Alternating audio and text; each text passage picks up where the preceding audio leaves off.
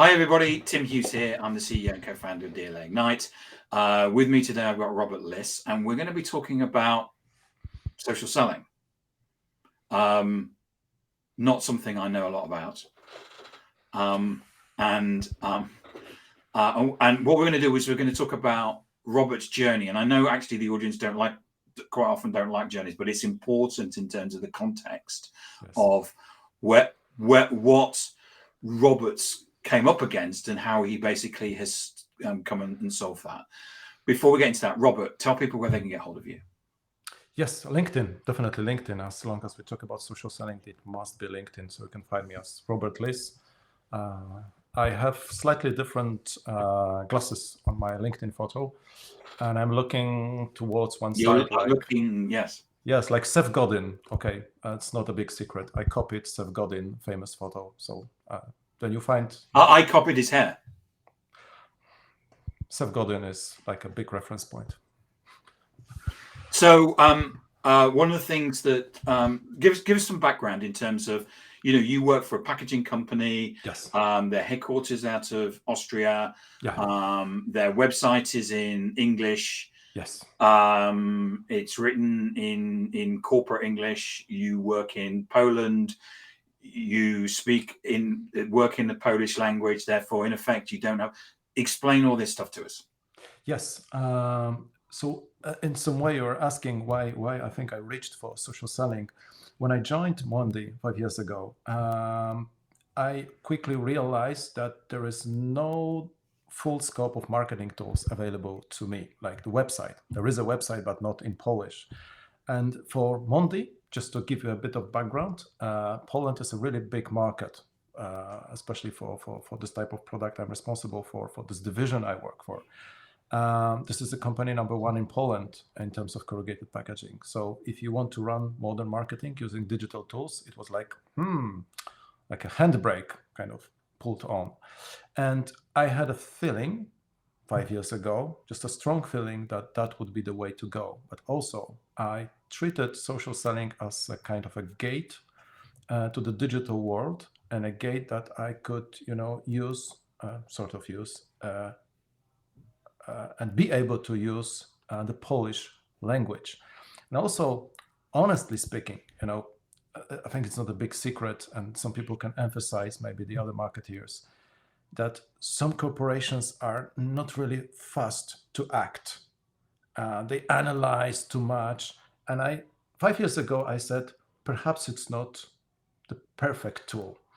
And I still today say it's not the cure for, all pains, but when we act fast, at least we will quickly learn if that's the way to go or not. So digital access in a Polish language, and there was territory that was like really not controlled. So I could test and act really, really quickly. And for me, with my mindset, that was definitely the option worth considering. So even though we're living in a digital world, your feeling is that people buy people. I think in B2B, some people use this acronym. The B2B is human to human. Or, human to human, yeah. Yeah, exactly.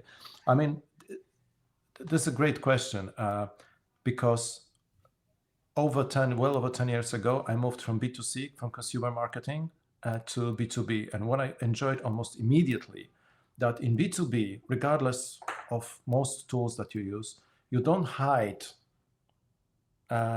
behind TV, behind outdoor, behind the other ATL media. You talk to people.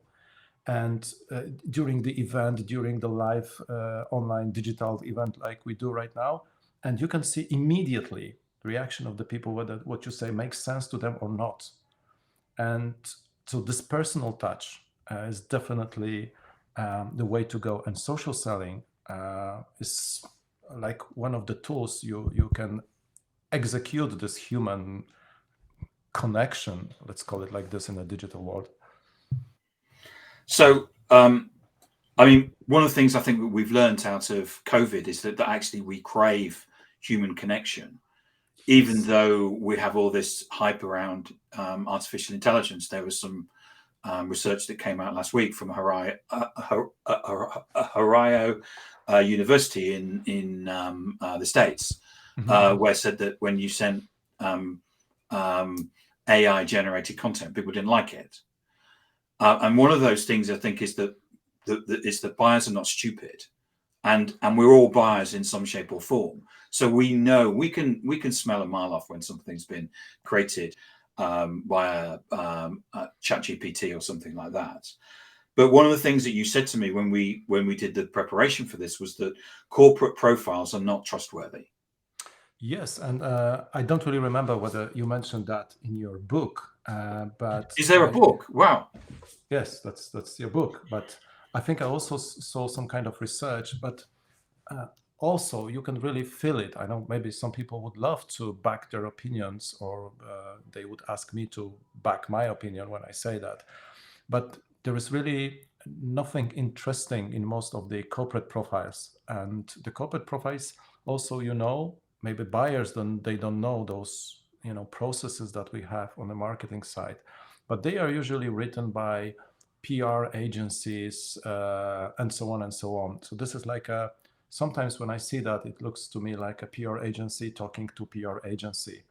I don't want to talk to corporate profile. I want to talk to a real person. Or in other words, if I see a kind of inspirational, future-oriented content on a corporate profile, I would really see or would love to experience how a given people working for this corporation talk the same language. I would really to have the opportunity to get in touch with them.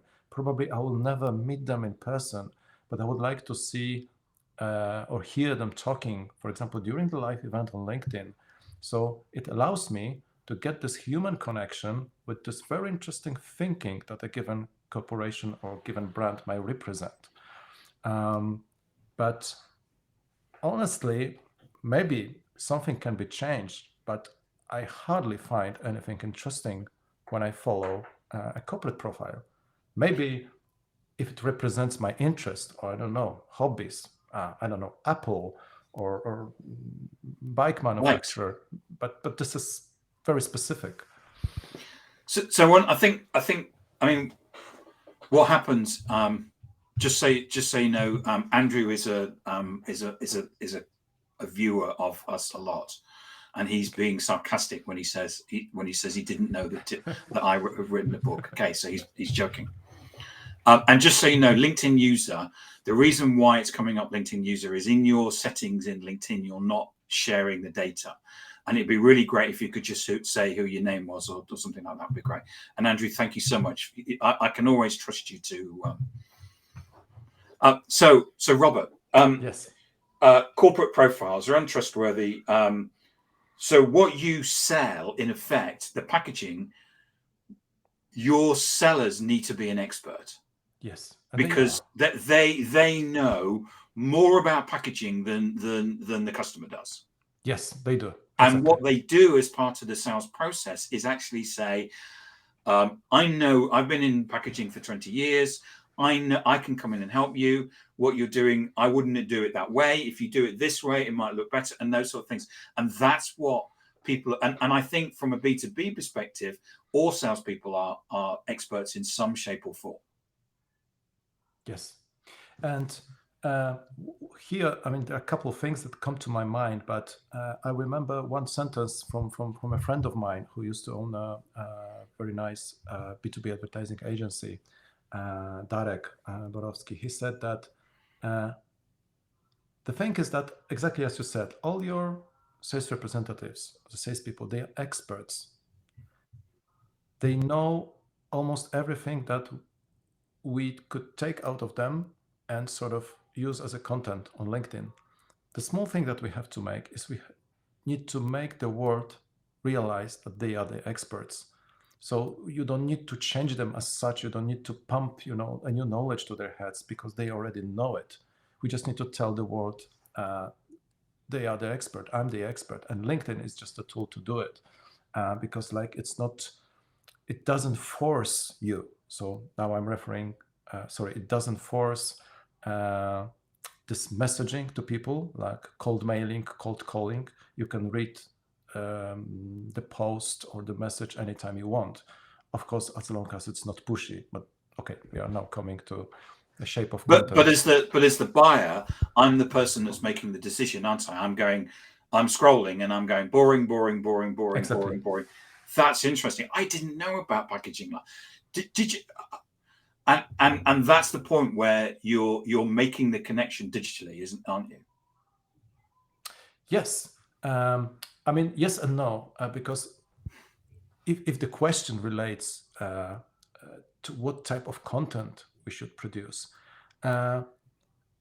I think it's about. Correct me if I'm wrong. If I understood the question properly, is to inspire, to educate. The phrase maybe it's overused, but if somebody really doesn't know what to write about, is simply help.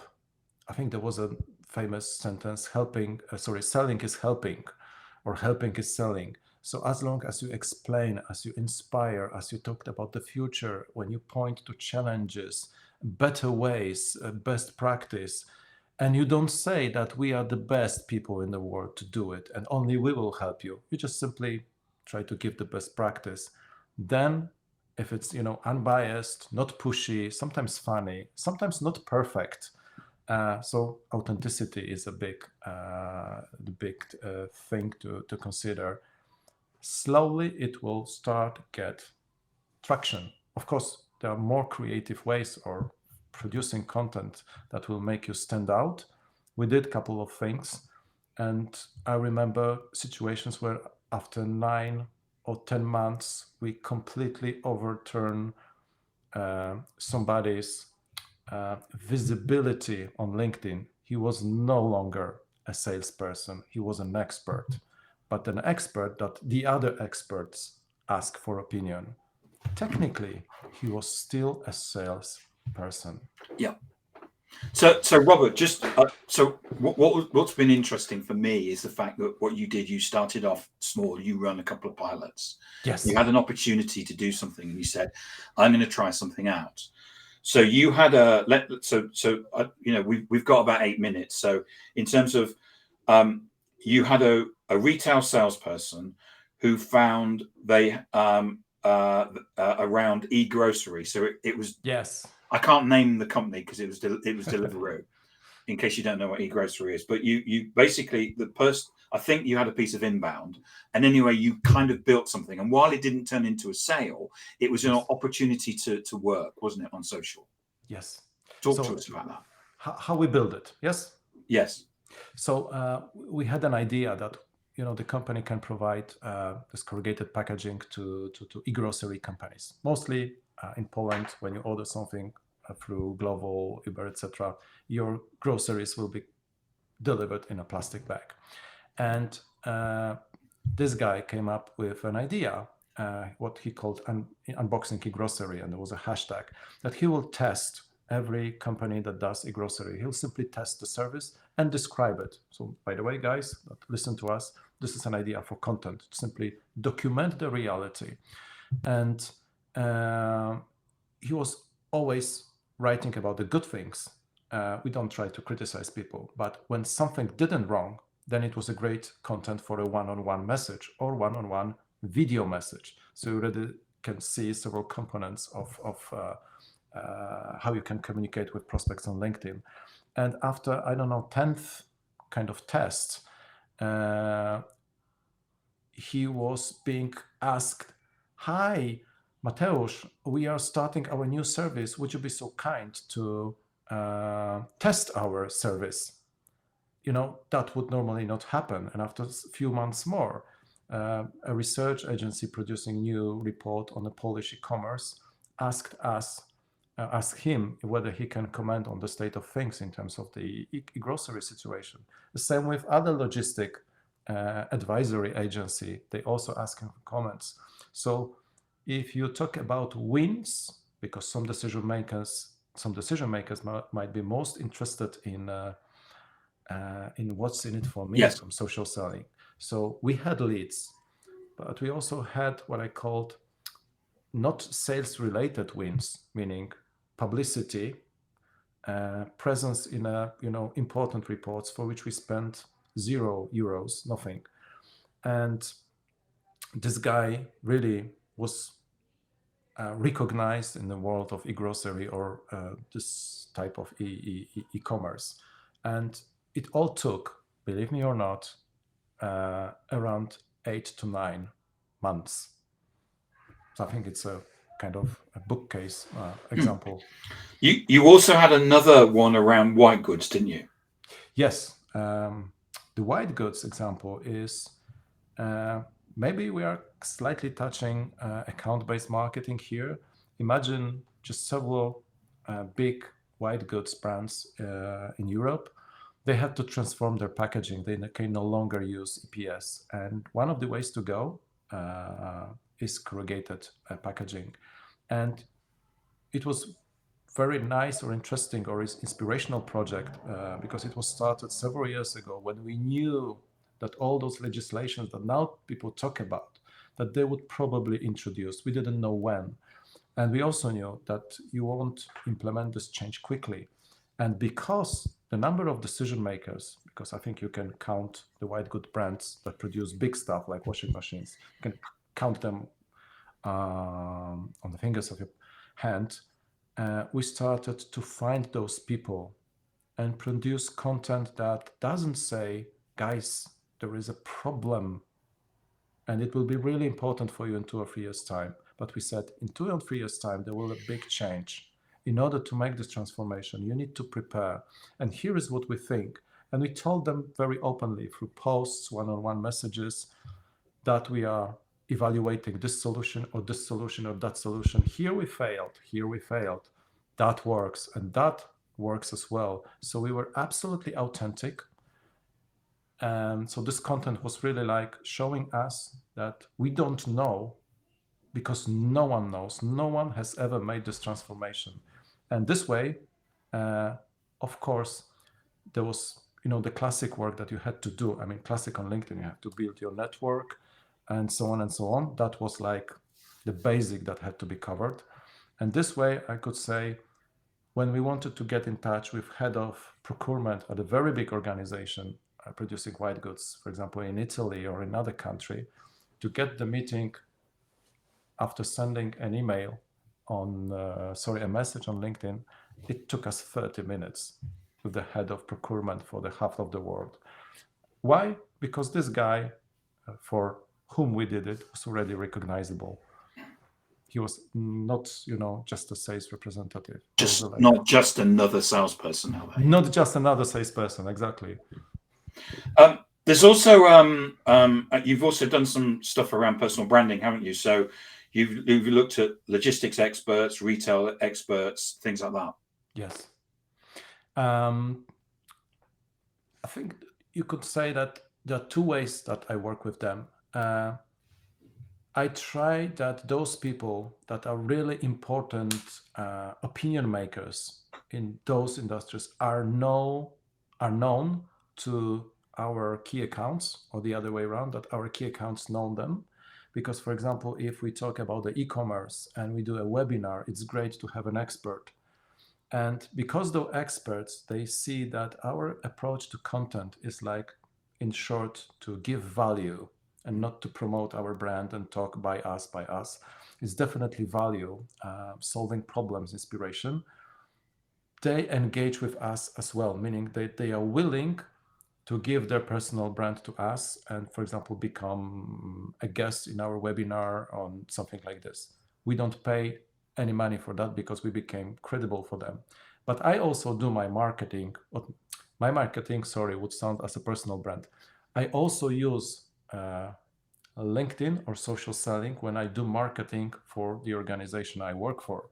So if I do an event and I would like to invite them, I do it myself. But I'm not just a guy out of nowhere, but they see it's like a credible profile. And when they see the samples of the marketing we do, they can, see themselves that it's not a, cheap stuff, and that they simply would lose a bit of their image if they would engage with us. So this is like a a proof that we are safe for them. Yeah. Robert, thank you so much. I mean, I could go on talking to you for ages about this. Me too. And so, but thank you so much for coming on and talking with us. The 20 minutes goes so quickly. As they say, you know, time goes fast when you're having fun. Remind people where they can find you, and the answer isn't Poland. If they want to meet me for coffee, the answer is definitely Poland. But if they want to get in touch with me in a far easier way without flying or driving, that would be LinkedIn. Robert Lis. That's a very, very simple sentence. And Lis, by the way, is fox in English. Is it? Yeah. Wow. 3 letters, both languages. Robert Fox. Yeah, excellent. And thank you to everybody that made a comment, and thank you for Andrew for pointing out that somebody around here has written the book. I appreciate that, Andrew. Robert, thank you so much for coming on and sharing with us today. Appreciate it. Thank you. Have a good evening. Thank you. Thank you.